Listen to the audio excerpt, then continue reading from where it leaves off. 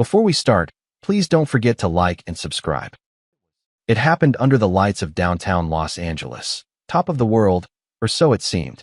The rooftop was buzzing with designer suits, clinking glasses, and Amanda, center stage as always. She'd just wrapped up some speech about innovation and disruption, and the crowd was still feeding off her glow. I made my way through the people, smiling at a few familiar faces, then reached her. My wife, Amanda Mercer, CEO of EtherCode, darling of tech headlines and Forbes lists. Amanda, I said gently, offering my hand, come dance with me. She didn't take it. Instead, she let out a sharp, breathy laugh. Ryan, this isn't one of your little open mic nights. The music didn't even drown her out. A few people close by chuckled. A man in a slim gray suit elbowed his date, nodding toward me. Amanda leaned in, her voice low and sharp. Can you not do this right now? You're embarrassing yourself. I'm your husband, I said firmly. Not some wedding crasher. Exactly, she snapped. You're my husband. Which means you should know better than to pull me away from my people for some sentimental nonsense. You mean dancing? I asked, blinking. Or showing people you're married to someone without a stock portfolio? Her eyes narrowed. I worked for this, Ryan. I built this entire world from the ground up. You just married into it. That cut deep, but I didn't flinch. So this is how you talk about your partner now? Like I'm a trophy you regret? Someone whispered nearby. I heard my name. Then Amanda's. You walk into these rooms like they owe you something, she continued, her voice now high enough for everyone around to hear. You don't even understand half the conversations happening here, but you expect me to hold your hand and parade you around like a rescue puppy? Gasps. Real ones. I caught eyes darting back and forth. Colleagues, investors, board members. Watching her carve me up. I never asked you to parade me, I said calmly, though my hands were fists in my pockets. But I sure as hell didn't expect to be humiliated by my own wife. She scoffed. Stop being so sensitive. This is the real world, Ryan. Not your slow lane fantasy where kindness pays the bills. I stepped forward, not loud, but louder than I'd ever been. And yet, it was that slow lane fantasy that helped keep you sane when no one else believed in you. When your app flopped and you cried on the bathroom floor, I stayed. I carried you. And now, I'm not even worth a dance. The music had softened without anyone telling it to. Even the bartender stopped pouring. Amanda opened her mouth, then closed it. Her jaw was tight, her chest rising fast. Maybe, I said, my voice tightening. The problem isn't that I don't belong in your world. Maybe the problem is that you've forgotten where you came from. She stared at me. No comeback, no flick of that designer hair. Then she turned on her heel and stormed away, heels cracking against the tile like a warning shot. I stood there, alone, with dozens of eyes pretending not to stare. I didn't say anything else. I didn't need to, because that was the moment something snapped, not just between us, but in me. And this wasn't the worst of it. Not even close. The ice in my glass clinked louder than the music. I was leaning against the far end of the bar, away from the dance floor, trying to process what just happened. My shirt collar still felt hot from that argument, and the echo of Amanda's words was replaying in my head on loop. You just married into it. That one burned. The bartender slid a new drink in front of me without asking. Old-fashioned, my usual. I nodded a thanks, then took a sip that didn't help as much as I wanted it to. And that's when I saw her. Chloe, Amanda's little sister. She was perched on a bar stool 2 seats down, one leg crossed over the other, red lipstick half faded, swirling a lime in her empty glass with a straw. She didn't look like she was enjoying herself, and she definitely saw the whole thing. Rough night? She asked without looking over. Is that a question or a review? I replied, voice flat. She smiled. That sly, unbothered Chloe smile. Both. We'd never been close. Amanda always kept her at a distance. Said Chloe was too casual, not focused, not serious about life. I always thought Chloe just didn't care about playing roles. She finally turned to look at me, eyes scanning my face. You okay? I hesitated, then said, I guess I should be thanking her. She saved me the trouble of wondering where I stood. She humiliated you, Chloe said bluntly, but without pity. And that wasn't okay. I looked at her. You didn't seem surprised. She shrugged. Amanda's good at building empires. Not so great at keeping them kind. I laughed, but there wasn't much humor in it. Then, I looked toward the dance floor again. Same faces. Same music. Same bubble I never quite fit into. What are you doing sitting over here by yourself? I asked. She smiled again. Avoiding another pitch from the crypto guy? He's tried to sell me the same terrible startup idea 3 times tonight. I think he forgot he already pitched it. We both chuckled. Then, on impulse, maybe out of rebellion, maybe just to feel like I still had a spine, I said it. Dance with me. Chloe blinked, then tilted her head slightly, amused. You sure you want to risk that? You've had a rough round. Let's call it a comeback, I said. She didn't hesitate long. She slid off the stool, smoothed her black satin dress, and held out her hand. Lead the way, comeback king. We stepped onto the floor. This time, no eyes were on us, at least not yet. Just a smooth rhythm, low bass, some moody synth groove humming through the speakers. She moved easily, lightly, like she was doing it for herself more than anyone. You're surprisingly good at this, she said as we spun past a cluster of tech guys pretending not to stare. I raised an eyebrow. Surprisingly. She grinned. You've got that polite, tie-straightening energy. Didn't know there was rhythm hiding under there. Maybe I'm more than polite, I said. She leaned closer, smirking. Are you this good at everything, Ryan? Her voice was just loud enough to carry. Heads turned, and across the rooftop, there she was. Amanda, watching. She'd been in the middle of a conversation with a couple of investors, a flute of champagne still in her hand. But now, her body was frozen, her gaze locked on the dance floor. On us. She wasn't laughing anymore. Chloe leaned into me slightly. You know she's watching, right? I nodded, keeping my movements smooth. Let her. She looks like she just bit into a lemon. She's not used to being on the outside. Neither are you, Chloe said quietly. We kept dancing. The music changed, slowed. Still no words from Amanda. Just silence from across the room, and the way her expression gradually morphed, from irritation, to confusion, to something closer to insecurity. For the next 20 minutes, I didn't look her way again, but I could feel her watching. Chloe and I drifted from one rhythm to another, laughing, moving, breathing. I wasn't trying to provoke. I wasn't even trying to feel better. But I did. For the first time all night, I felt seen. As the song faded out and the dance wound down, Chloe leaned in again. She's going to hate me for this. She already does, I said, smirking. But thanks for reminding me what it feels like to just be human again. We made our way back to the bar, still smiling. I could feel the eyes on us, but they didn't sting anymore. Not like before, because something had shifted. Maybe not between Amanda and me. Maybe that was already gone. But inside me, that was just beginning. We didn't speak the entire ride home. The silence in the elevator felt heavier than the music had been on that rooftop. Amanda stood beside me, arms crossed, jaw locked, her heels tapping the marble floor in tight, irritated rhythms. I didn't look at her. I didn't need to. The second we stepped into the apartment, she turned. You're unbelievable, she snapped, yanking off her earrings and tossing them on the entry table. I could say the same, I said, loosening my collar. But you go first. She spun on her heel. You danced with Chloe, in front of everyone, like it was some petty middle school revenge stunt. I blinked at her. You mocked me in front of your board members. Or did you forget that part? That was different, she said sharply, dropping her clutch onto the couch. That was a misunderstanding. I was in the middle of an important moment, and you, right. I disrupted the kingdom. I interrupted. Can't have the court jester trying to dance with the queen. She scoffed. Don't twist this into some noble stand. You embarrassed me, Ryan. I walked past her, calmly setting my keys on the counter. Amanda, I walked up to my wife, at her party, and asked her to dance. You turned it into a punchline. You made me the joke. You were never supposed to be part of that moment, she exploded.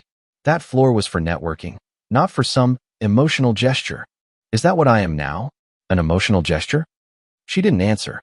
Instead, she paced toward the window, the city glittering behind her like it was mocking both of us. You know what your problem is? She said suddenly. You're content. You don't push. You don't fight for anything. I fight, I said quietly. You just don't notice when it's not loud. Her laugh was sharp, humorless. You think being quiet makes you deep? It makes you forgettable. That's why people don't take you seriously. You hide in comfort and call it character. I swallowed hard. And you hide in power and call it purpose. Amanda turned around fast, eyes blazing. At least I built something. What have you done that matters outside your little bubble of decency? I matter, I said firmly, because I still know how to treat people with respect, including you, until tonight. Her face twitched, something flickered there, and then she muttered, almost without thinking, Greg never made me feel small. My chest tightened. She froze. Her lips parted like she hadn't meant to say it. There it was. The name. Greg. I didn't speak. I didn't have to. The pause between us grew thick, like the air itself knew we'd just crossed into something else. A place we couldn't unwalk. She looked away quickly, voice suddenly brittle. It's not what you think. I didn't respond. I just watched her, watched how fast her confidence cracked once truth slipped out uninvited. Amanda's hands clenched, her body tense like a wire about to snap. Then she spun around and marched to the bedroom. The slam of the door echoed like a gavel. I stood there in the middle of our sleek, expensive kitchen, barefoot, exhausted, and suddenly not tired at all. I wasn't angry. I wasn't even surprised. I was just awake. And very, very still. The next morning, Amanda left before sunrise. No goodbye, no noise. Just the sound of her heels on tile and the soft click of the front door. I stayed in bed, eyes wide open, staring at the ceiling while the city started to hum outside. I knew what I needed to do. Before the clock hit 9 a.m., I called a contact I never thought I'd use. Frank Duval, private investigator, ex-military, quiet, sharp-eyed, expensive. I'd helped him close a commercial property deal years back, and he owed me a favor. He picked up on the first ring. What kind of clarity are we talking about? He asked after I gave him the basics. She's meeting someone. I don't know what it is yet. I want to find out before I start imagining worse than the truth. Name? Greg Walters. There was a pause on the line. The journalist? That's the one. Yeah, he's a snake. You sure you want the truth? I nodded even though he couldn't see me. I want confirmation. Give me a week. It didn't even take that long. In the meantime, Amanda was barely home. When she was, it was silence. No fights. No apologies. Just cold distance. She slept in the guest room. Ate standing at the kitchen counter. Answered work calls like they were lifelines. If I passed her in the hallway, she gave me the same look she gave strangers in elevators. Polite disinterest. I didn't press. I watched. And waited. Day 6, Frank texted me. Photos are ready. When can we talk? We met that evening in a coffee shop off Ventura Boulevard, someplace neutral, quiet.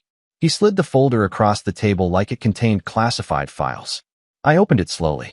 Amanda and Greg at a restaurant in Westwood. Then again, 2 days later, outside a boutique hotel, not going in, not leaving, just talking close, leaning in, laughing. The third photo stung the most.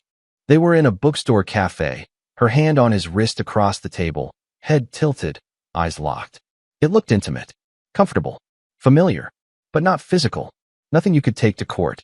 Nothing you could scream about without sounding paranoid. And yet, it was enough. Enough to rewrite every cold look, every late night, every moment she'd chosen silence over truth. I closed the folder. Frank sat back, arms folded.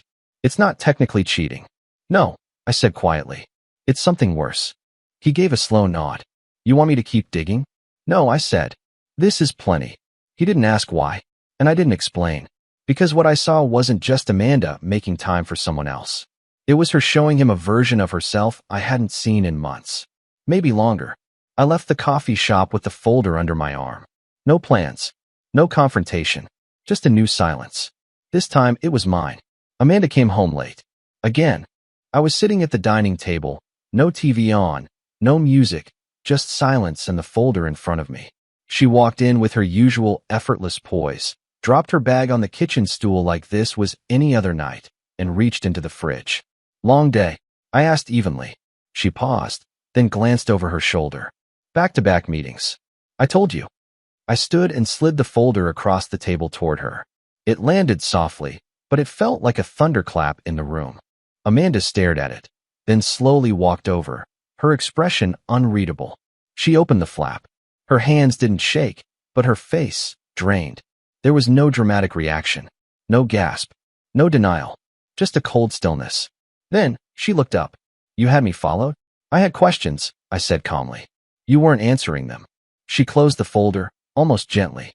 This is an invasion of privacy. That's your response? I asked. Not what the hell am I doing in those photos with Greg?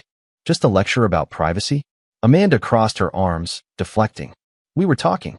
That's all. Laughing. Leaning in. Touching his wrist. You looked more like his date than his friend. She scoffed. Oh, come on. I've known Greg longer than I've known you. We've collaborated. We grab coffee. That's normal. No, Amanda. Not when it's him. I kept my tone flat. Greg Walters doesn't grab coffee. He builds stories. Leverages people. Uses relationships like weapons. You sound paranoid. I stepped closer, not shouting, just sharp. He's baiting you. And you're letting him. You think you're in control, but you're just one pull quote away from being another scandal on his blog. Her jaw clenched. You think I'm that naive? I think you're angry, I said softer now. At me. At this life. I think you're trying to prove something to yourself by letting him make you feel powerful again. She exhaled hard through her nose. You know what this really is? Insecurity. No. It's awareness. Of what trust looks like when it's being replaced. Amanda's eyes flickered. Her voice dropped. If you can't handle who I am, Ryan, maybe you shouldn't be in this marriage. I didn't hesitate. I stepped back and nodded. You're right. She blinked, caught off guard. What? I agree. If this is who you are now, if this is the world you've chosen to live in, where people like Greg are safe and I'm disposable, then yeah, I shouldn't be in it. Her voice was quieter. So that's it. I'll file tomorrow, I said. You don't have to. She stood there, arms crossed, no longer furious, just stunned. Maybe she thought I'd yell, plead, try to fight her for it. But I didn't. I turned, grabbed my coat, and walked toward the door. Amanda stepped forward, suddenly uncertain. Ryan. I paused but didn't look back. Be careful, I said. That man's not your friend. And with that, I walked out. Into the night. Into the quiet. And for the first time in months, I didn't feel small. I felt free. 2 months later, I was standing in front of a judge, staring across the courtroom at the woman I once thought I'd grow old with. Amanda sat straight-backed, dressed in a dark navy suit like she was presenting a quarterly earnings report instead of dismantling a marriage. Her lawyer, some prepackaged shark with silver hair and a voice made of ice, stood beside her with the prenup in hand. Our prenup. Ironclad. That's the word he used. And he wasn't wrong. I didn't protest.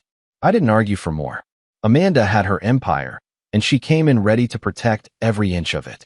I just stood there, nodding when I needed to, signing where I was told. I left the courthouse with no alimony, no settlement, and no regrets. All I had was my car, 2 suitcases, and a set of keys to a forgotten house outside the city. It was my parents' place, left to me after they passed. I hadn't stepped foot in it since the funeral. The grass was overgrown, the gutters sagging, and the paint on the porch had peeled so much it looked like the house had been crying. But it was mine. No lawyers, no boardrooms, no headlines. Just mine. I unlocked the door slowly, the hinges groaning like the house itself was waking up after a long sleep. Dust floated in the sunlight. The air smelled like wood and time. I dropped my bags in the front hallway and just stood there, silent, listening to the emptiness. And oddly enough, it didn't feel lonely. It felt honest. The days that followed were quiet. No calls. No Amanda. No expectations. I spent my mornings pulling weeds and scraping paint. I spent my evenings fixing creaky floorboards and rewiring light fixtures. The work was slow and stubborn, but so was I. I repaired the kitchen tile with my hands, not a contractor. I patched drywall, one crooked piece at a time. The house didn't care about my resume. It didn't need me to dress the part or prove my worth. It just needed me to show up. And I did. Every day.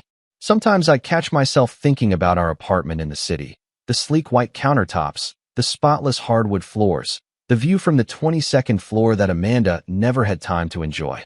But those thoughts didn't hurt anymore. They just passed through. What surprised me most was how little I missed the noise. I didn't miss the parties, or the rooftop laughs, or the way Amanda would leave her phone face down on the table like every conversation with me was a placeholder. What I missed was simpler. The sound of my mom's old wind chimes outside the back porch. The squeaky drawer in the hallway that always stuck halfway. The smell of old pine when I opened the attic door. I missed knowing that even if something was broken, it could still be fixed. One night, I sat in the living room, paint-streaked hands wrapped around a mug of black coffee, legs stretched out on the old carpet.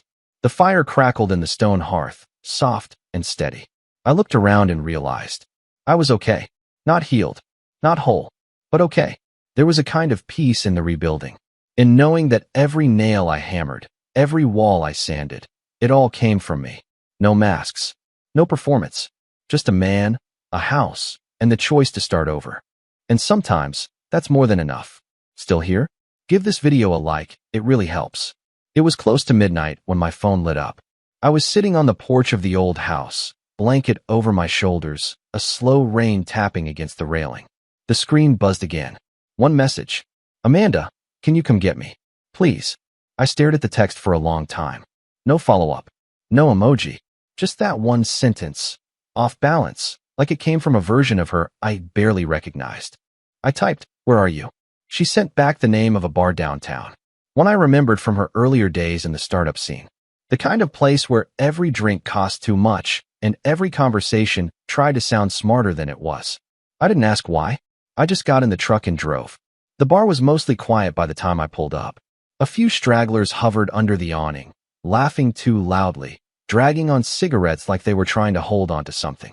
I parked across the street and spotted her immediately. Amanda was sitting on the curb, heels off, knees pulled up to her chest. Hair messy, makeup smudged, a half-empty drink still in her hand like she hadn't realized she'd taken it outside. I stepped out of the truck and approached slowly. She looked up, blinked like the streetlight had caught her off guard. "You came," she said, almost in disbelief. "I said I would," I replied. Amanda stood, wobbled a little, and I instinctively reached out to steady her. She didn't pull away. We didn't speak as I opened the passenger door and helped her in. For the first 5 minutes of the drive, she stared out the window, arms crossed, silent except for the occasional sniffle. Then, finally, she spoke. "He used me. I didn't have to ask who. Greg said he wanted to write a feature on women in tech," she went on, voice slurred but sharp. "Said he wanted to show the pressure, the complexity. Said it would be honest. And it was, I asked for him." Amanda let out a bitter laugh. "He twisted everything. Every quote. Made me sound like some egotistical, toxic shell of a person. Like I'd climbed over bodies to get where I am." I kept my eyes on the road. "I read it."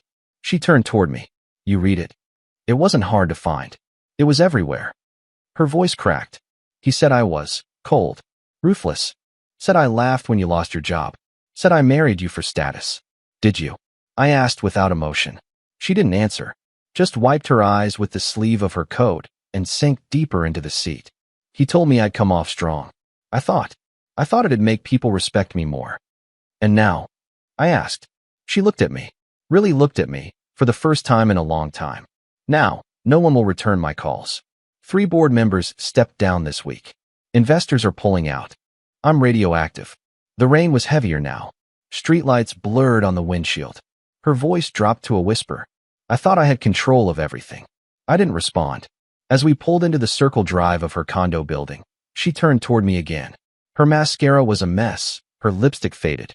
She looked less like Amanda the CEO and more like the woman I once shared mornings with. "You should have stopped me," she said quietly. "You should have made me listen." I shut off the engine and turned to her, calm and steady. "I tried. You told me I couldn't handle your life. You said I should leave." Her lip quivered. "I didn't think you actually would. I didn't think you'd hand your life to someone like Greg," I said. "But here we are." She looked down, silent, hands clenched tightly in her lap. I didn't say anything else. I reached across, opened the door for her, and waited. Amanda stepped out slowly, her movements unsure. She hesitated, turned like she might say something more, but nothing came out. She shut the door gently behind her. I pulled away without watching her walk inside. No dramatic music. No parting words. Just the hum of the rain and the soft rhythm of windshield wipers clearing away a storm she brought on herself. And for the first time, I didn't feel like the one left behind. The next morning, I woke up to a phone full of messages. Amanda had written me what felt like a novel. No subject line. Just one long, uninterrupted stream of regret, memories, apologies, and questions she should have asked months ago. "I should have listened to you. You were the only person who ever really told me the truth. I've lost everything, Ryan. Not just the company. I lost the one person who actually saw me." I didn't finish it. Didn't need to. I scrolled once, twice, then stopped. My thumb hovered over the reply box for a long second. And then I typed, "Don't message me again." Simple. Clean. Final. I hit send. Then I blocked her number. It didn't feel dramatic. It didn't even feel cruel. It felt necessary. This wasn't about punishing her. It was about closing the door she kept trying to leave half open. I went outside and got back to work, patching the deck railing, sealing the wood that had cracked in last week's rain. The sun was out, cold but bright, and the rhythm of sanding and staining kept my mind exactly where it needed to be, present. Around noon, I heard the sound of tires crunching gravel. I looked up, squinting into the light. A car pulled into the long, uneven driveway, a silver hatchback I didn't recognize right away. Then the door opened. Chloe stepped out. She waved as she made her way toward the porch, a paper bag in one hand and sunglasses pushed up on her head. "I brought muffins," she said. I raised an eyebrow. "Bribery."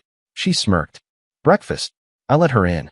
We sat on the front steps, legs stretched out, sharing blueberry muffins like it was the most natural thing in the world. After a few bites, she glanced sideways at me. "She texted me this morning. Said you picked her up last night." I nodded, but didn't elaborate. Chloe hesitated, then added, "She's not doing great." I figured. Board's cutting her out. PR team dropped her. The investors are scattering faster than she can explain what happened. Apparently, Greg's piece did more damage than she expected. I stayed quiet. Chloe kept talking, not to gossip, but because she needed to get it out. She thought she could spin her way out of it. Thought she'd ride the fallout like she always does.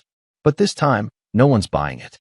People are starting to say she was never the visionary, that she just looked good on panels. Still, I didn't speak. I just sipped my coffee.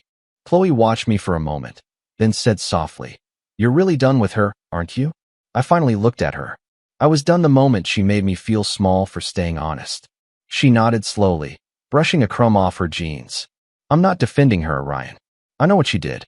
I guess I wasn't sure if you meant it when you walked away." "I meant it," I said. "And for the first time, I'm not angry. I'm just free." We sat in silence for a bit, letting the breeze fill the space between us. No chaos. No spinning world. Just a quiet morning. And the kind of peace that only shows up when you stop trying to fix what broke you. It was a Tuesday in early spring when she showed up. I had just finished restaining the back deck. The air smelled like cedar and clean wind. The sky was beginning to stretch out into longer days, and the house, my house, finally felt like home again. Then came the knock. 3 soft raps. Hesitant. I wiped my hands on a rag and walked to the front door. Didn't rush. And when I opened it, I knew. Amanda. She was standing there in an oversized coat, hair pulled back, face pale beneath makeup that hadn't been reapplied in hours, maybe days. Her suitcase sat on the porch behind her, one wool cracked and a paper coffee cup tucked awkwardly beside it. Her voice was smaller than I'd ever heard it. "Hi." I didn't answer. She looked down at her feet. I didn't know where else to go. "Chloe?" I asked simply. She said no. Amanda replied, her voice cracking just slightly. Said I needed to figure things out on my own. I leaned against the doorframe. "Your condo. Gone," she said. "Sold the car. Lost the lease. The company declared bankruptcy last week. Investors are threatening lawsuits. I'm trying to settle what I can." She looked up at me. "And no one's picking up the phone anymore." It was quiet for a moment. The birds chirped in the trees behind us. The world kept moving. Then I stepped aside. "You can stay in the guest room," I said. "For one night." She nodded, eyes glassy. "Thank you." Amanda picked up her suitcase, dragging it inside with a faint wheeze from the broken wheel. She looked around like she was walking into a memory she didn't know how to hold anymore. The house had changed. She noticed. "It's warmer," she said softly. I didn't respond. She followed me to the hallway. I opened the door to the guest room and gestured inside. Fresh sheets, clean towels, a small desk by the window. Simple. Quiet. "This is it," I said. She stepped inside and stood still, like she didn't know what to do with herself. "Do you need anything?" I asked. She shook her head. "No, just sleep." I nodded once. As I turned to leave, she said behind me, "I don't expect you to forgive me." I paused but didn't turn around. "I'm not here for that. I just needed a place where I could breathe again." I gave her a quiet nod and walked down the hallway. The door closed gently behind me, and for the rest of the night, the house stayed still. Amanda didn't come out. I didn't check in. There were no arguments, no demands, just space. And that, finally, felt like the right kind of boundary. Morning came quietly. The sun poured through the kitchen window, warming the wood countertops I'd refinished by hand just weeks ago. I was finishing my coffee, leaning on the counter, when I heard the creak of floorboards down the hall. A moment later, Amanda appeared in the doorway. She looked different, still tired, still wearing the same wrinkled clothes from yesterday, but something in her posture was softer, less performative, the weight on her shoulders no longer disguised. She offered a small, tentative smile. "Hey." I gave her a nod. "Morning." She stepped into the kitchen like she was waiting for permission to breathe. Her eyes scanned the space, the hanging mugs, the dish towels slung over the oven door, the half-open window with wind chimes tapping gently in the breeze. "This place feels like you now," she said, voice almost wistful. "Not like it used to. It's calm." I didn't answer, just took another sip of coffee. Amanda glanced toward the coffee pot, hesitated, then poured herself a cup. She leaned against the opposite counter, cradling the mug in both hands. "I didn't sleep much," she murmured. I figured. More silence. Then, carefully, "Ryan, I know I'm probably the last person you want to talk to, and I don't expect some big moment. But if there's any chance, even a sliver, that we could—" "No," I said simply. She froze. I met her eyes. "We're not rebuilding anything, Amanda." Her mouth parted slightly, like she hadn't expected me to cut in so cleanly. "I just meant, I know what you meant," I said. My voice wasn't cold. It was calm, controlled. "You're here because you had nowhere else to go. I get that. I let you in because I'm not cruel. But don't mistake kindness for invitation." She swallowed hard. "I wasn't trying to assume, weren't you?" I set my mug down gently. "You stood in this kitchen just now, trying to talk about how the house feels like me. That's not casual observation. That's you trying to find a thread back to something we don't have anymore." Amanda stared down into her coffee. "I didn't mean to. I believe you," I said. "But that doesn't change anything." Her voice was a whisper now. "So what am I supposed to do?" "You're a guest," I said. "One night. Like I said." She looked up, stunned. "Right. Just right." I gave her a moment. Let the silence land. Then I added, "There's food in the fridge. If you need a ride somewhere, let me know before noon. After that, I'll be busy." Amanda nodded, slowly, like the words had to work their way through layers of hope she hadn't even realized she was still holding. "I'll figure something out," she said quietly. I didn't reply. I walked past her, grabbed my jacket, and stepped outside. The air was cool, the sky bright, and the trees along the property line swayed gently in the morning breeze. Behind me, the screen door clicked shut. For a long time, I just stood on the porch and let the wind move through the silence. Amanda was back in the house, but we weren't in the same world anymore. And finally, that felt like peace. The letter arrived on a Thursday. No envelope, just folded neatly and tucked between the pages of a home improvement catalog in my mailbox. The handwriting was unmistakably Chloe's, slanted, confident, a little messy, like she always rushed into her words before thinking twice. I sat on the porch and read it in the morning sun. "Hey Ryan, I've been thinking about that night on the rooftop. The dance, the laugh, the way you looked free for the first time in forever. I don't know what you're doing these days, but I was wondering if maybe you'd like to tell me over dinner. No pressure, just a table, 2 chairs, and a real conversation. Chloe." I read it twice. Then I smiled. That evening, I drove into the city, clean shirt, clean shave, no expectations. We met at a quiet little place on the east side, nothing fancy. Chloe wore a dark green jacket and her hair up in that same, casually undone way.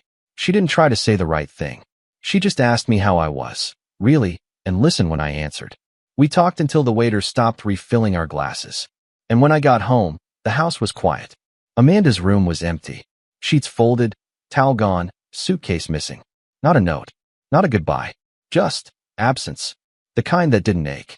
The kind that simply confirmed what had already been true. I stood by the window, looking out across the porch to where the wind chimes swayed gently in the evening breeze. Some endings don't explode. Some just release. And in that silence, something new begins. And that was the end of my story. But there's one thing I keep thinking about. Chloe, slipping that letter into my mailbox without knowing how I'd respond. Was that bold, or just reckless hope? Tell me in the comments. Did she do the right thing? I'd really like to hear what you think. And if this story meant something to you, don't forget to like, subscribe, and stay with me for the next one.